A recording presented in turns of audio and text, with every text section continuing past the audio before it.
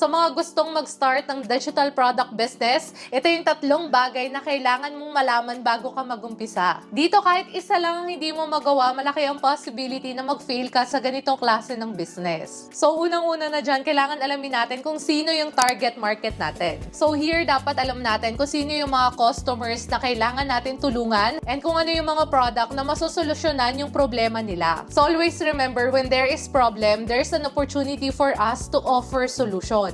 And sa business talaga, regardless kung digital product yan or kung ano pa, kailangan talaga natin mag-solve ng problem and mag-provide ng solution. So it's easier talaga to offer products, especially kung kailangan siya ng customers natin. So like for example, in digital products, we offer solutions sa mga taong kailangan ng planners, trackers, and also dun sa mga gustong mag-start, mag-resell, or magbenta ng digital products. Next, pumili ka ng market na merong millions of potential customers.